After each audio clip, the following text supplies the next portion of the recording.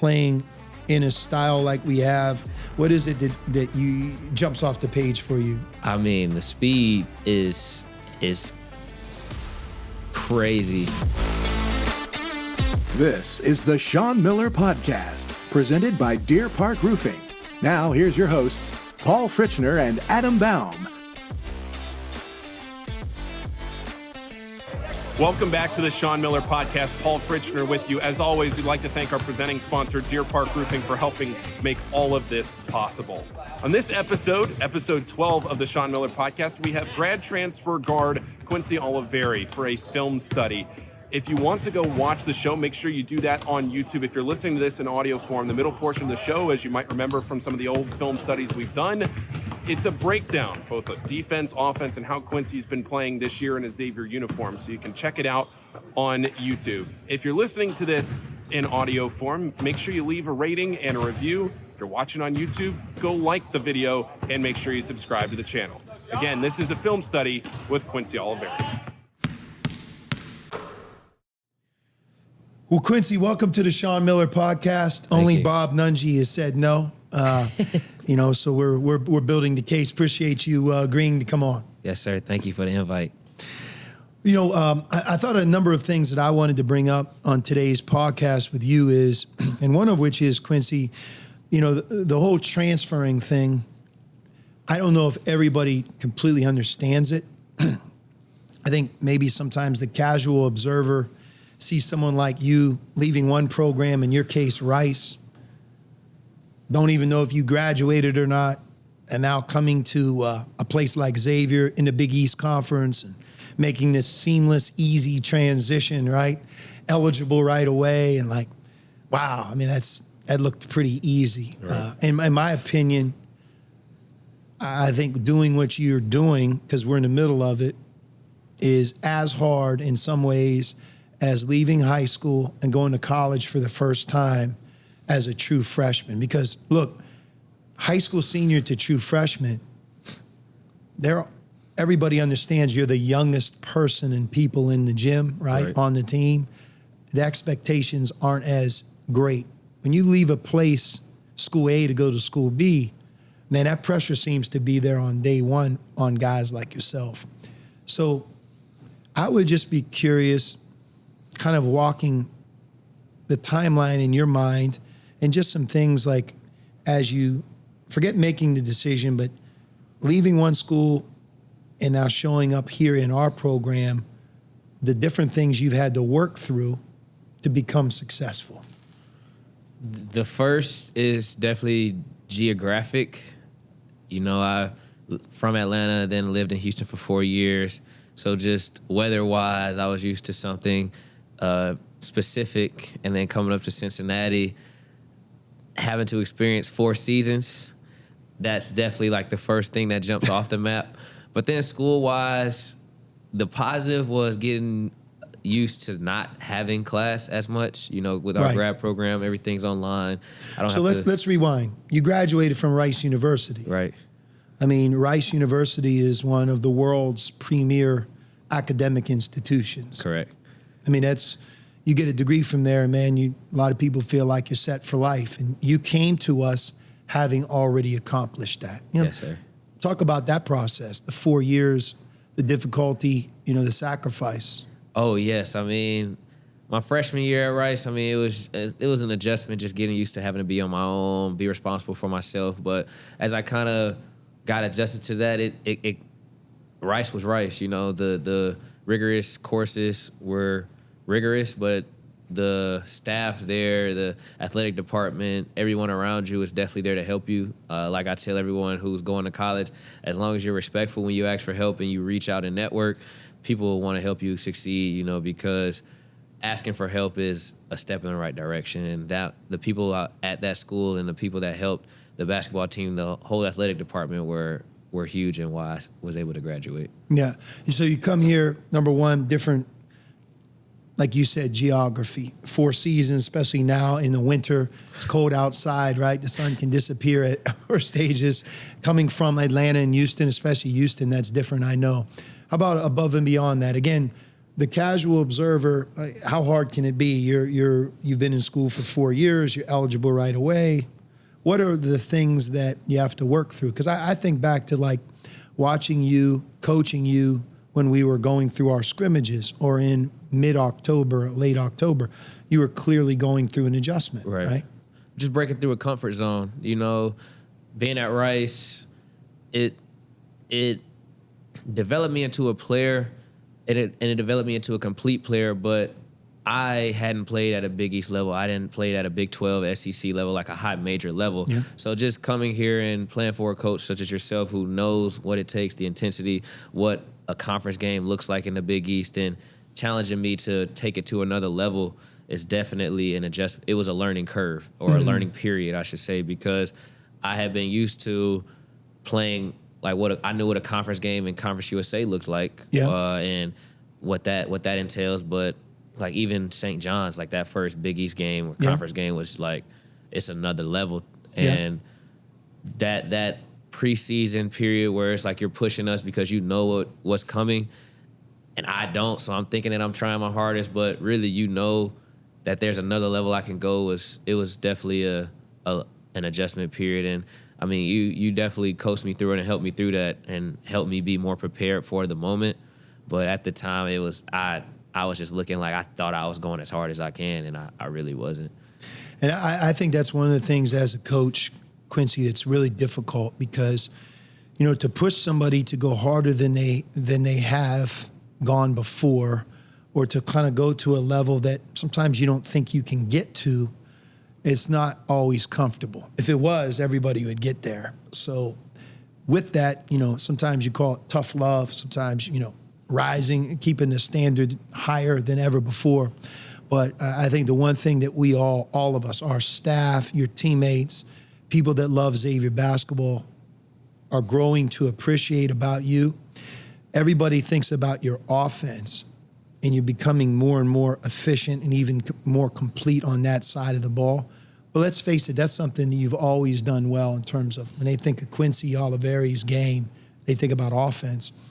But I think the thing that we're so pleased with and eager to see continue is just how you've embraced trying to be a two-way player. Yes, sir. That when you don't have the ball, regardless of whether your shot's going in, regardless of the score of the game, where you're a dependable, consistent, tough-minded defensive player. We can trust you. And I believe this. Like, I think the game is a lot funner when you think like that. Yes, sir. Because you can impact winning in so many different ways. And, you know, I think if there's a gift that hopefully when this all ends that we gave you, it's really understanding, well, A, you can do it, and B, what it feels like to do it on both ends.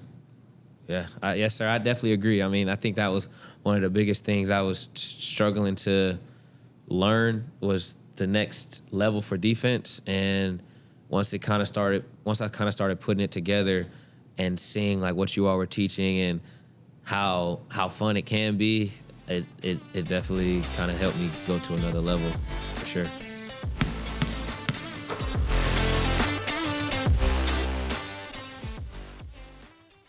The Sean Miller Podcast is proud to partner with Deer Park Roofing, a company that's provided elite service for homes and businesses since 1996 and leads the industry in professionalism, quality, and responsiveness. Whether your needs are residential or commercial, like the outstanding work on the Cintas Center, the home of Xavier basketball, Deer Park can handle any job and ensure it's done right. Deer Park's motto is protect what's important, and what's important to you is important to Deer Park Roofing. Visit deerparkroofing.com. Quincy, you know the other thing that I think is so unique about you coming to Xavier, and you made your own decision, and in particular with your mom's guidance and help. Thank God for us. But Scott Pera, your former coach at Rice, I know Coach Pera, and I've known him for a number of years. I would consider him a friend, certainly a really good coaching friend, respect and know him well. And the dialogue when, you know, you decided to leave, that's a tough situation, right? And how he almost became helpful to you and how you've continued to maintain such a good relationship with him. I think it says the world about him and you.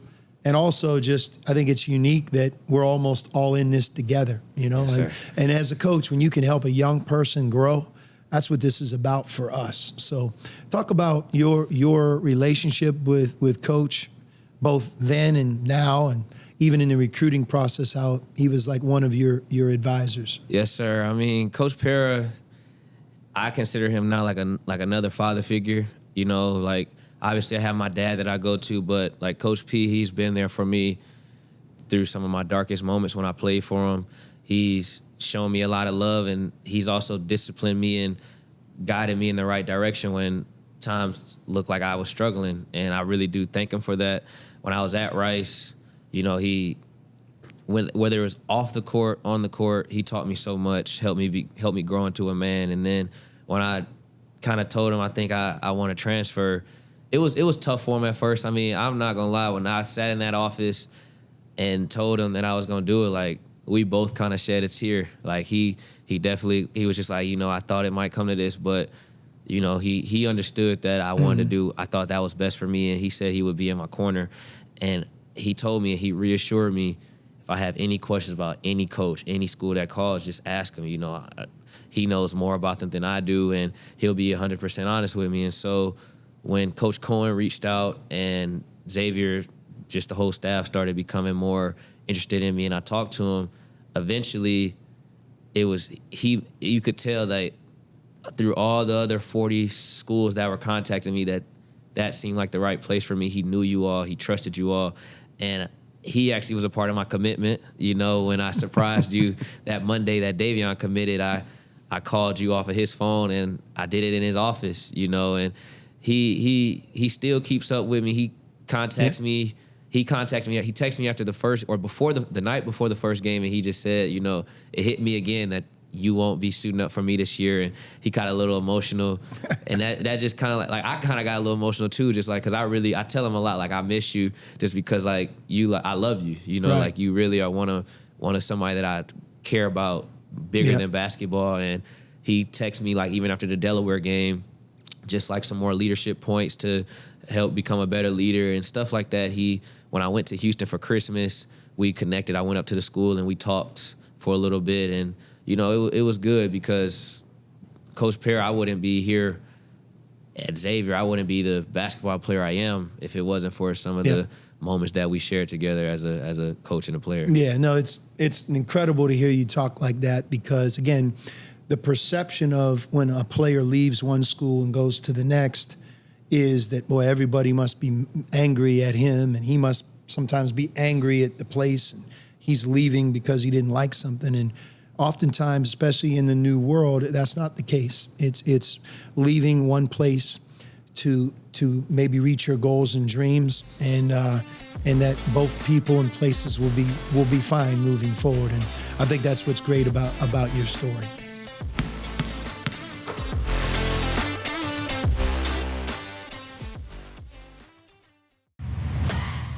I'm from Boston, Massachusetts. Milano, Italy. Milwaukee, Wisconsin. St. Louis, Missouri. Abuja, Nigeria. And I chose Xavier University for its education, more opportunities. For passion. Because it felt like home. The community. Campus life. D1 basketball. Because I love Cincinnati. I came here to be a Musketeer. I am. I am. And we are the faces of Xavier.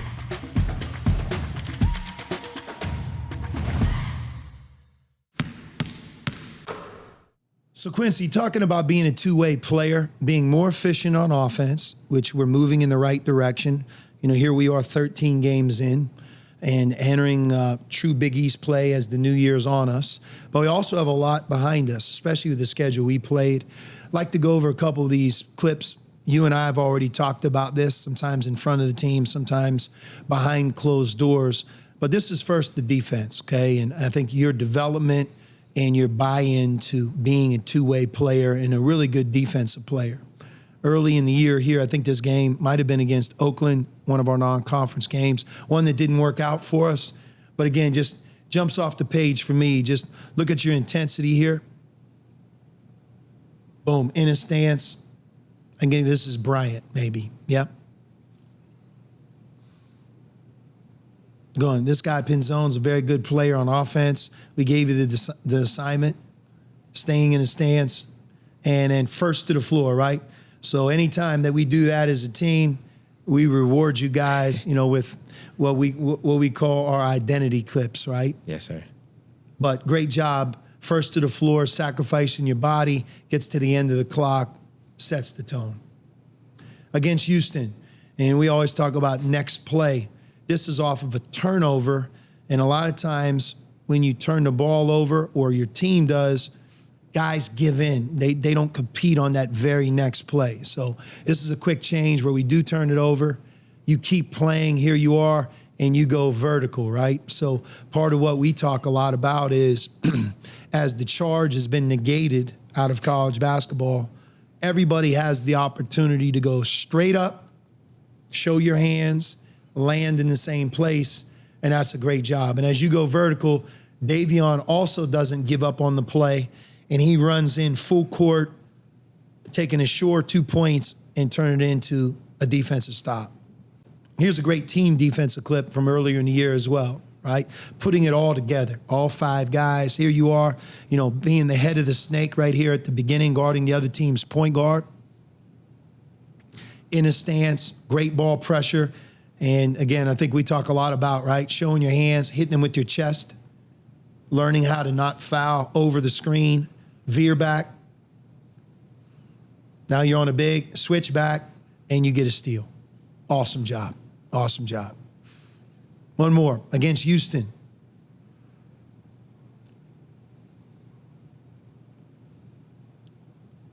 Again, tough on the ball, beating the screen, off the ball inside, what we call that pack line, which I know is different for you, right? A lot of times when you're there, it's like, well, coach, aren't I going to give up a 3-point shot? Right. And I think the thing that you learn is, no. If you're there early, right, and you're ready to move when he passes to your man, I believe you give up less threes. Right. Do you see it that way? Yes, sir. I mean, as we continue to work on it, and I remember asking that question in the film, and you kind of point that out. The earlier you are, the earlier you can leave. Because you're ready, and as long as you're ready to get on your horse to head out, then as long as you're in that stance and you paying attention, then you won't give up as many threes as you think. No doubt. Early help, you're already there, so you don't have to run in. You don't have to take any energy or time to run in. You're already there, and now if he passes to number 21, who's a very good shooter, you can recover. Right. But again, there's a lot going on this clip. The defensive coverage, Sasha does a good job. But at the end of the day, it's guys competing on the ball, great shot challenge, and great stop right there. One thing that I've learned over my time as a coach, is the value of teaching everybody on your team the importance of jump stopping. Right. To play off 2 feet, to land on 2, and how it protects you. At first, I think when you talk in those terms to a player, I think the initial reaction is, well, wait a second now. I'm not going to be able to play basketball, my game, right? Right. But I believe that it gives you new avenues. Right. It doesn't take away, I think, in terms of quality, efficiency. It allows you to be a much smarter, more efficient player. I agree for sure. Because in college basketball, with the way they teach help defense and rotations and just matchups, playing off 2 gives you an extra second or 2 to make a decision that you might have thought was open. Somebody rotates, and then another avenue is open. Playing off 2 gives you that grace period to let your mind slow down and make that decision. And I believe that's a big quality for you. You've done better, and I think there's even another level you can get at in the next 8-10 weeks here to be even more efficient than you already have become. Here's an example. We're playing early in the year against Washington. The game gets super fast. You catch it here on a closeout, and you jump stop. Like, instead of going off your left leg and maybe taking a tough 2 or potential turnover, just by jump stop, land on 2, bounce pass to Sasha, 2 points. Great job. Our pace, we work on it every day. First 20 minutes of practice, I think you already know what's coming before you show up. Yeah. And it's, again, trying to develop an arsenal of different things you do, where you're a guard, you're a playmaker. You're not a shooting guard, a 2 guard, a point guard.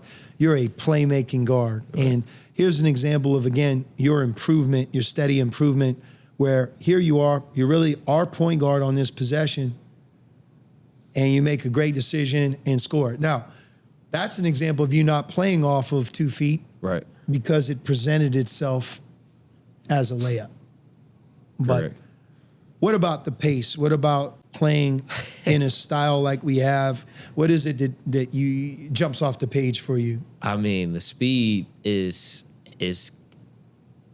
crazy, but when you have someone like Davion as our point guard who pushes the ball at the speed he does, I mean, he makes it easier for me, just to get a stop and then help crash the glass and then get out on the break. AC Coach Cohen pointed out to me earlier in the year, maybe like 3 weeks ago, that he pointed out how many points I've scored off transition. And when I think about it, it's really getting the stop, Davion pushing it, and I'm sprinting out in transition, and the defense still trying to match up who has who, where are they looking. But I'm already at the three-point line just because we play so fast. I'm automatically programmed to just sprint out to the wing. And when you look at it on film, it's nowhere near as fast as it feels when we're When you're actually in on the the game. court. I agree with that. No question. Even you watch this right here, it looks actually kind of slow, but if you're sitting there and you're right at the court level, it's a lot faster than you think. And this is what you're talking about right here, where that looks super slow, but the reason they weren't matched up, right, is the pace. And these are all the ones where you have the ball. And back to Coach Cohen's point to you, it really is amazing. Against UC in particular, I thought the game broke open in a couple transition opportunities. Correct. And this is what you're talking about. Dez finding you with a great advanced pass, but that right there is about as fast as you can play, and that was a huge shot in the middle of the second half. Again, advanced pass, run the court, teammates looking for you, and back to you having the ball, taking your own opportunity, 2 more points.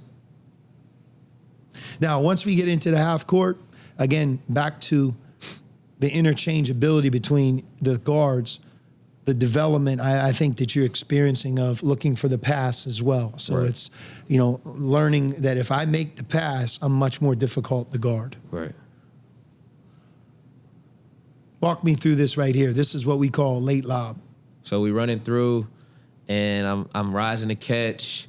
I believe their defense was drop or hard heads. Drop, yeah.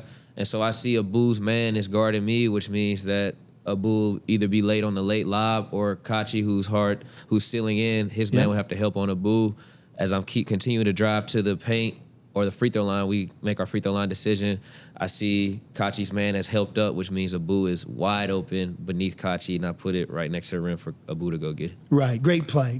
And again, when I see you do this, like that's the next step for you. You're adding playmaking ability to your shot-making ability, and you're becoming more efficient, more well-rounded. And, we talk about this being the free throw decision. That's usually when you'll know whether he's open or not, but a great pass there to Abu. Early in the year against St. Mary's, again, we got our pace, we're moving it.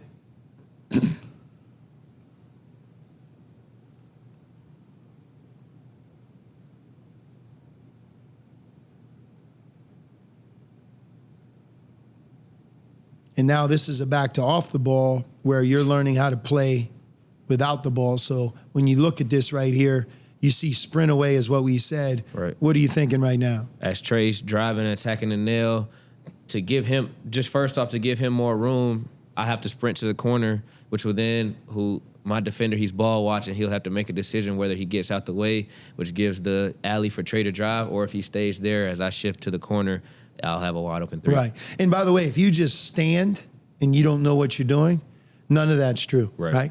Trey can't turn the bend. You're not going to be open. And this defender, he gets a free pass. He can both guard Trey and you at the same time. Correct. So there it is. The sprint away, great job. And that looks easy, but that all happens where you're in the slot above the foul line, and now you're in the corner. Great job allowing your teammates to find you from the three-point line.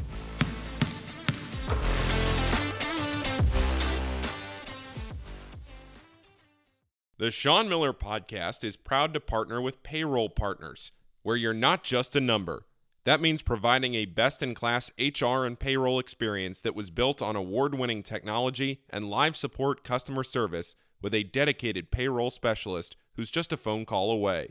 You shouldn't have to choose between technology and customer service. At Payroll Partners, you get both. Payroll Partners is locally owned and operated by a proud Xavier alum. For more information or to request a free demo, visit payrollpartners.net. That's payrollpartners.net. You know, Quincy, after our loss against Delaware, which was a tough moment, I think Delaware, by the way, is a good team.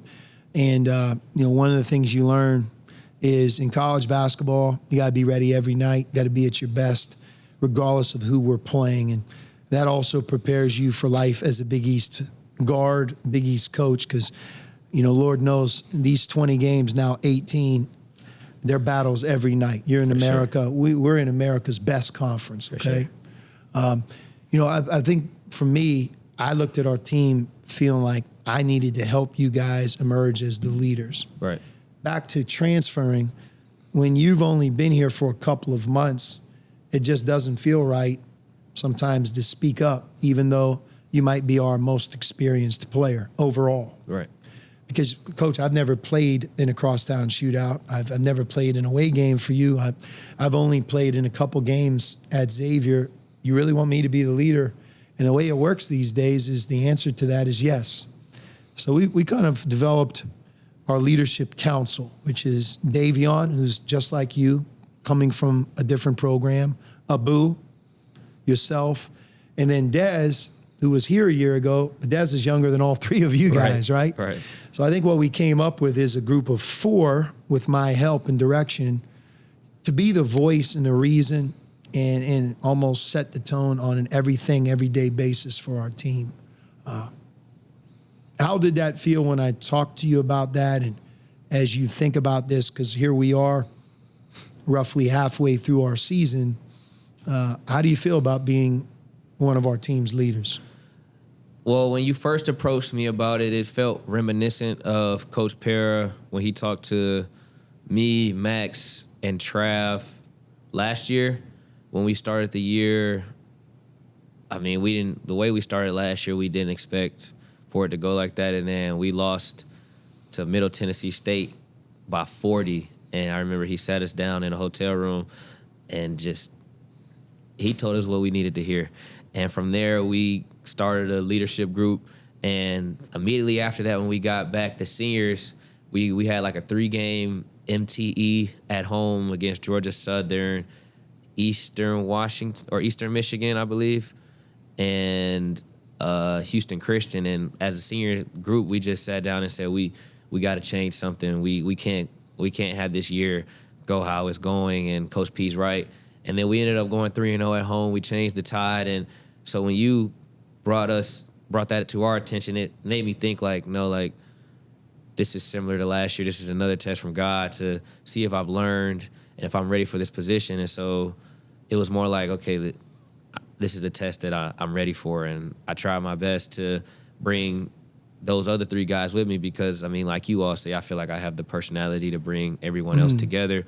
And Davion, Abu, and Dez, we kind of scheduled a team or players-only meeting following the Delaware loss, and we just said we have to basically get this team right. We got to get our minds right. We have to lead these guys because we got a big game coming up, which was Cincinnati, and we wanted to make sure that not only as a program, but everyone around us knew that the Delaware game isn't who we are as a team, and we have to be better. Think about this. In fairness to you, outside of the 4 people we just talked about, you and Dez, Davion and Abu, everybody's a freshman. Right. So 1 year ago, 2 of those guys were in Europe, not even really following college basketball. And then everybody else was in high school. I guess I'll add Gitas, who comes from Europe, who's not an incoming freshman, but in so many ways he is because he wasn't a part of the NCAA. But It's crazy to think, right? Outside of you guys, no one has ever played a college basketball game on the road. Right. So I think in fairness to everybody, it is a challenge, but I think you guys have done a great job, not because we won or lost, but on an everyday basis. I like how we're going. I think we work hard. I think we're consistent. I think you guys are consistent before games, at halftime, after games, and I think you've set a really positive tone. And to your credit, and I'll point this out, I learned a lot coaching last year from Sule Boom, because he had graduated from college. He was here taking a couple grad classes. And your day is a lot different when you have grad classes versus undergraduate. You have a lot more free time. And I watched him almost be a true pro, have an appointment, working out, shooting, take care of himself. And he improved as the year went on. I mean, his work was remarkable. And when he became a leader, his greatest gift as a leader is he led by example. Right. You're doing the exact same thing. I think once you got a feel for, okay, this is how grad school works, I have more time. What is your weekly routine, just so that, you could spell that out for everybody? So on a day we lift, well, I mean, I guess it's the same. I wake up, I eat a bowl of oatmeal, nothing but salt. I just put salt in my oatmeal. I work out with AC. Every morning we shoot. And then if we lift, I'll lift afterwards. I'll give myself about an hour before the lift to recover, get some water so I'm on weight. If we don't lift, then I'll go back home. I'll shower, I'll nap, and then we practice. After practice, I'll shoot some free throws if I haven't finished them before practice, and then I'll go in the training room, get some treatment, go home, play the game, watch some NBA games, go to sleep, and do the same thing. And mix in some schoolwork. I forgot. I mean, it's summer. It's Christmas break right now, so it's technically no schoolwork. But it's during the semester. But let me go to your shooting workout. It's not like you just shoot and walk around shots. Oh yeah, no. I mean, we got a regimen. We have a routine. It's doing the same thing every day. When I watch you, when you walk out of the gym, you're sweating. I mean, that is a solid workout. But, yes, sir. It's like sharpening your saw. It's also improving your efficiency. And, that leads right into practice. That leads right into the game. And, watching you and Sule both go through your routine and make it a part of your regimen day in, day out, week in, week out, it wins out. And I think that your greatest gift, look, you have a big smile and you're not afraid to speak your mind. That's all great. But unless you lead by who you are, by example of walk to walk yourself, no one's going to follow. And I think your gift to this team, as a leader is people are watching what you're doing. Young guys on our team are watching your regimen, your routine, and they're following it. They're copying it. They respect how hard you're working, because it's not easy every day to do it. Oh, yeah. I mean, there's some days where I look at my phone and I want to text AC, like, let's just do it later, But I just got to think, especially now, the results are showing. So I can't let up now. I have to do more if I want to maintain or achieve more. Yeah. I also think you're in incredible shape. Knock on wood when I say it. But I think when you start talking about, look, I want a coach, a player that I can look him in the eye and say, he's in the best shape of his life. And just looking at the pace you're playing at, giving a lot on defense, giving a lot on offense. I coach you every day in practice. And I know how hard you push yourself. And I think you're really on the right track. So, look, we're halfway through. Let's finish this thing off in the best way we can. And, I tip my hat to you, Quincy, because just like a player doesn't truly know the program he's in until he gets there. You think you've done your research, but until you live it and are with it every day, you don't really have that true understanding. It's the same coaching a player. Right. And I just, watching how you've embraced leadership when we've talked about it, being more efficient on offense, which includes sacrifice, being a two-way player and holding yourself accountable to that side of the ball, no different than offense. In that routine and regimen we're talking about, I feel like you're giving us your maximum in all those efforts. So I tip my hat to you. Happy New Year. Yes, sir. Thank you. Happy New Year. Thanks for watching this week's episode of the Sean Miller Podcast. Again, thanks as always to our presenting sponsor, Deer Park Roofing. We'll talk to you next time on the Sean Miller Podcast. This has been the Sean Miller Podcast, presented by Deer Park Roofing, with your hosts, Paul Fritchner and Adam Bound. Join us again soon for another episode with the head coach of the Xavier Musketeers, Sean Miller.